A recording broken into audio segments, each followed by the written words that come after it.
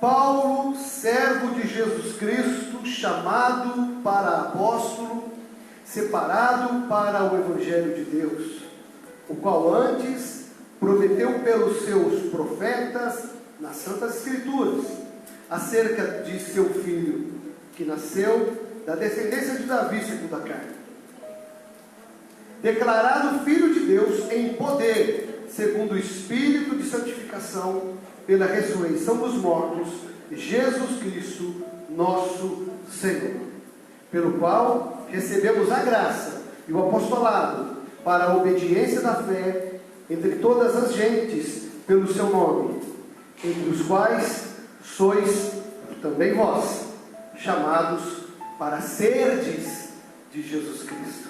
Aleluia. Esse texto vai falar aqui de muitas coisas, entre elas de uma certificação da deidade de Cristo. Ou seja, por que Jesus é Deus? Jesus é Deus porque Ele também, sim, porque Ele veio do Pai, a gente já sabia, mas aqui está dizendo que Ele é Deus porque o próprio Deus o ressuscitou, e não o ressuscitou para morrer no outro dia, ou 10 anos depois, ou 15 anos depois, ou... não, Jesus não ressuscitou para morrer de novo, Ele ressuscitou e foi recebido na glória, e está à direita de Deus. Nós cremos assim, porque a palavra nos ensina assim. Jesus está vivo e intercede por nós. Jesus está vivo e por isso o seu milagre é possível. Aleluia, amém? Por isso temos esperança. E esse fato da ressurreição é um fato muito maravilhoso.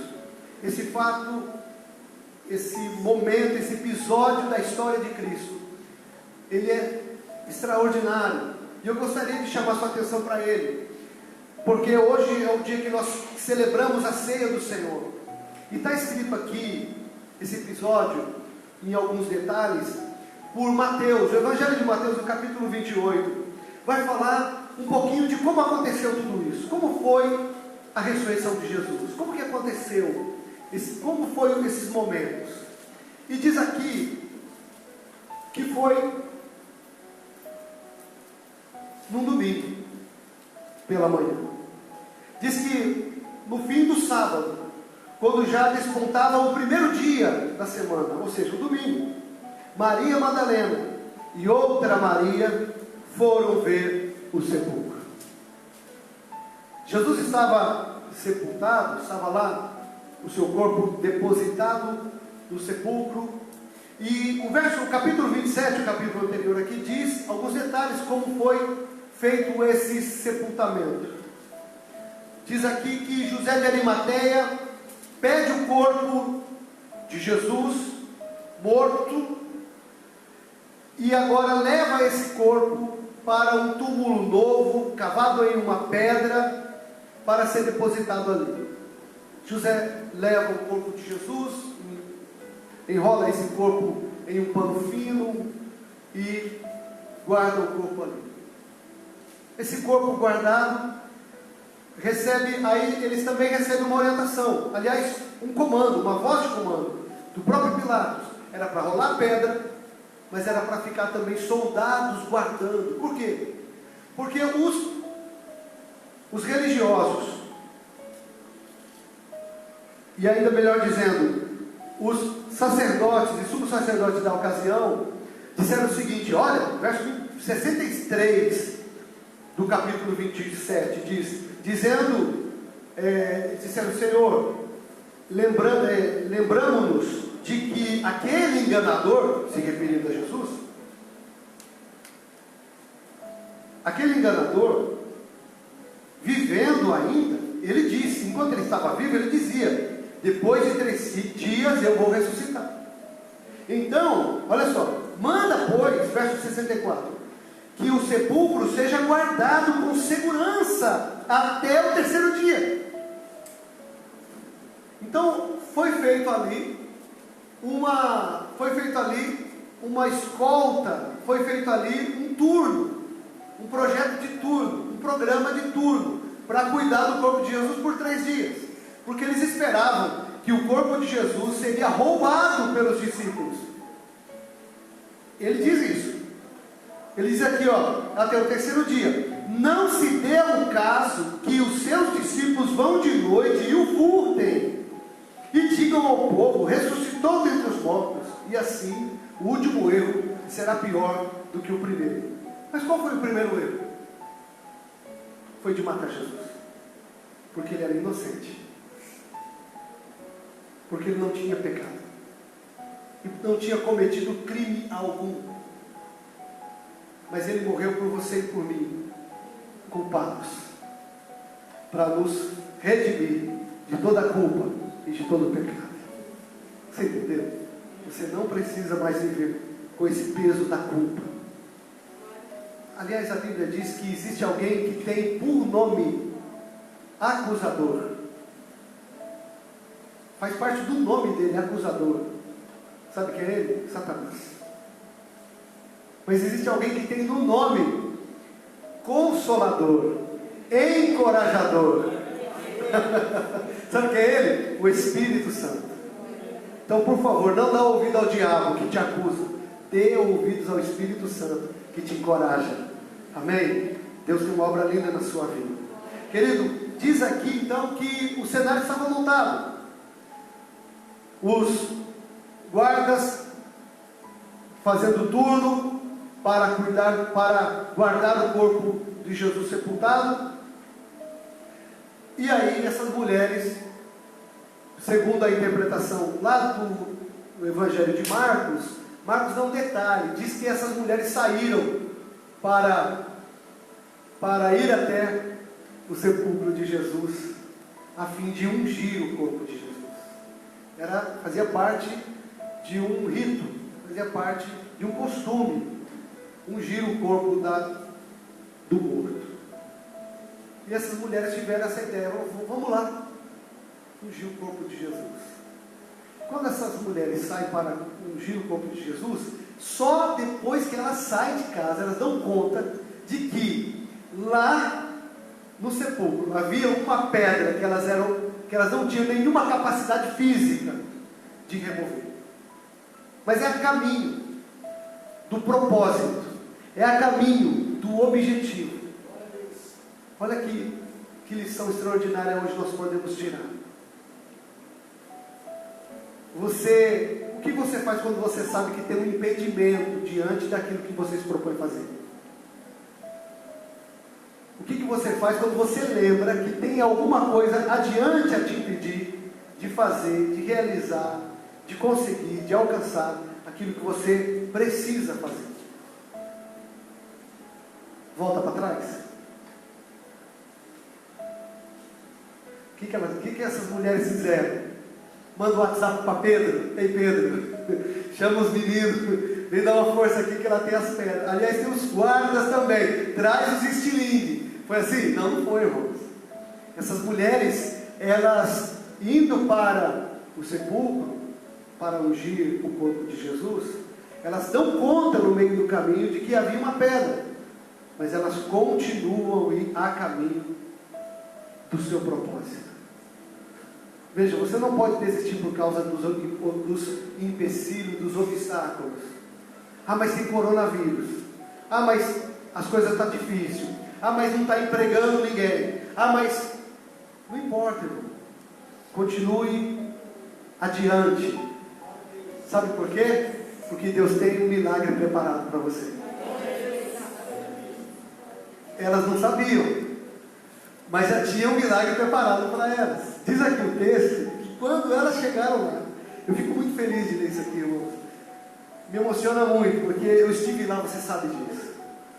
E você, quando você for lá em Jerusalém, você vai ver lá a canaleta da pedra, aonde o anjo do Senhor que desceu, tocou naquela pedra e removeu a pedra. Porque é o que diz o texto. Fala o seguinte, que no verso 2 diz o seguinte, que houvera um grande terremoto, porque um anjo do Senhor, descendo do céu, chegou e removeu a pedra da porta e sentou-se sobre a pedra. Quem pode, não é verdade? Olha isso, irmão. O anjo, não foi o terremoto que removeu a pedra, foi o anjo que desceu e rolou a pedra e sentou nela. Escuta, é verdade que você tem muita coisa para fazer da sua mão e você deve fazer.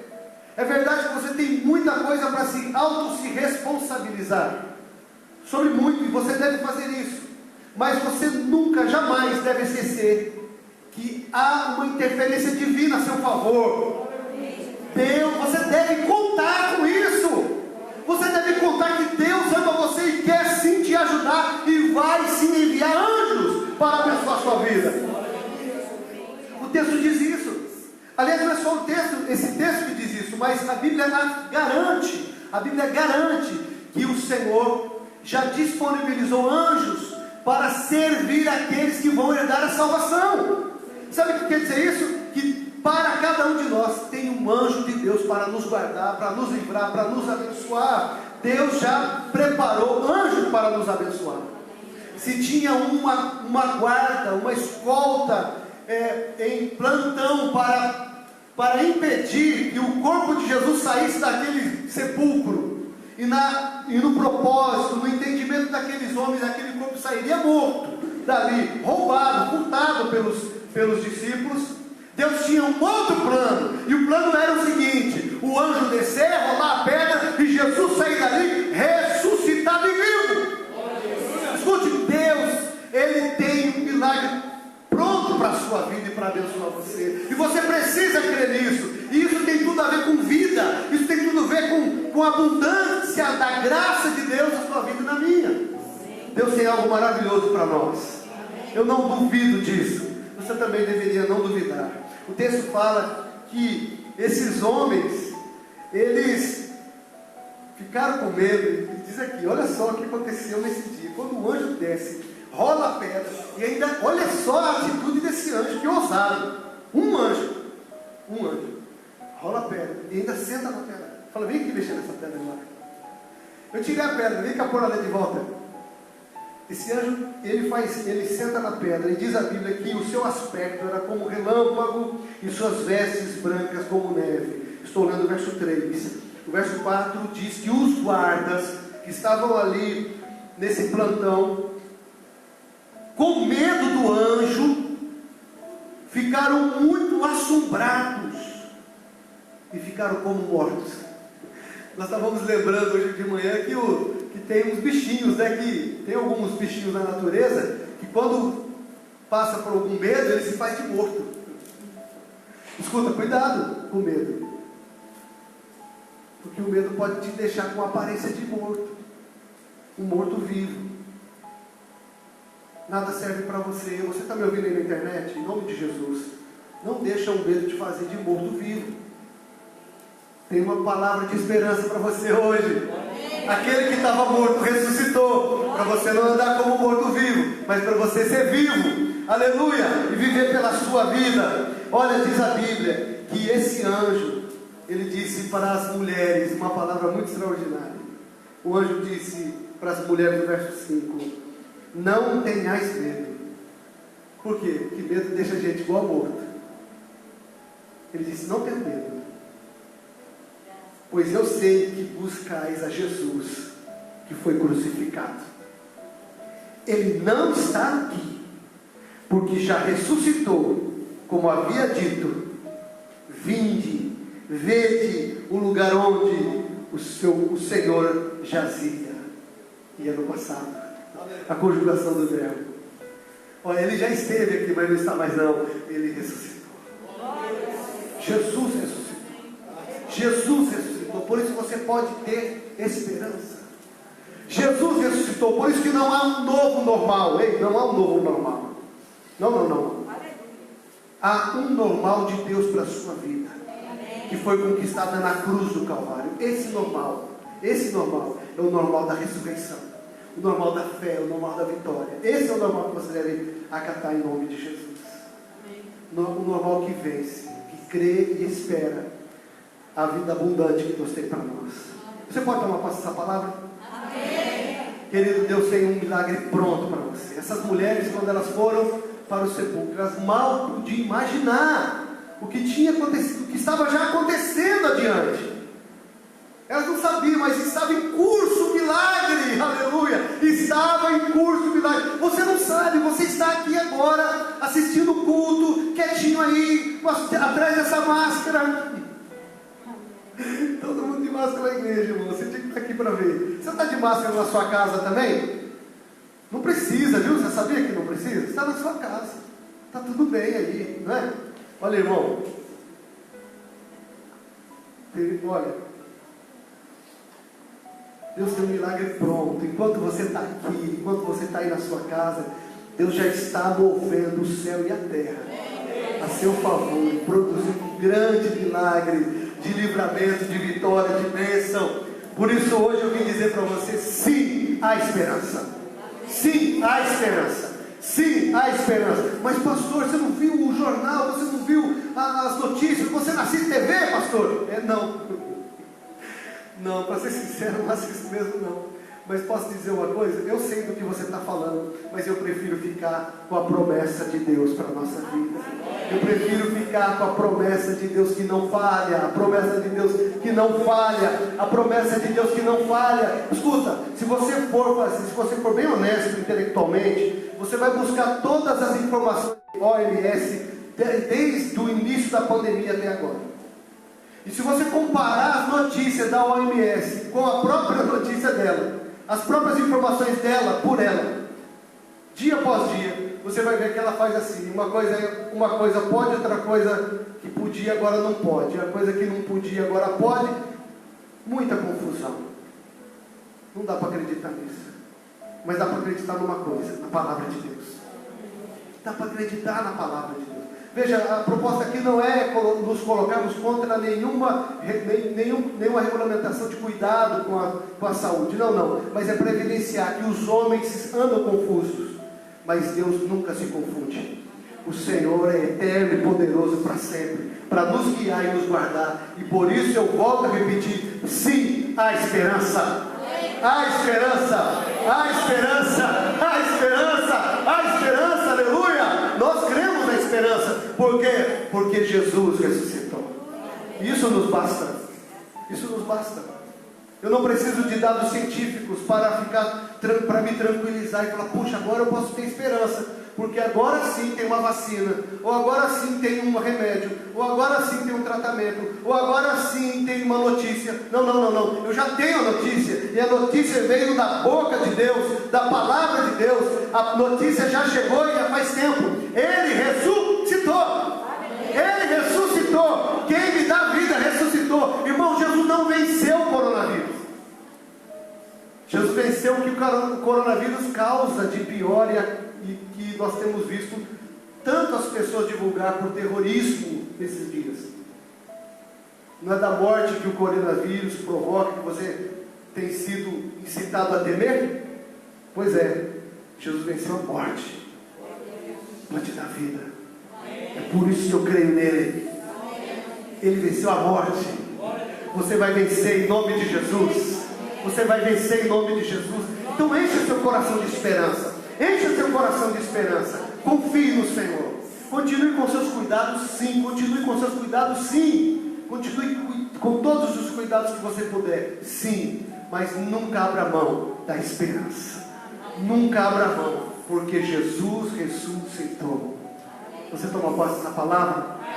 Amém.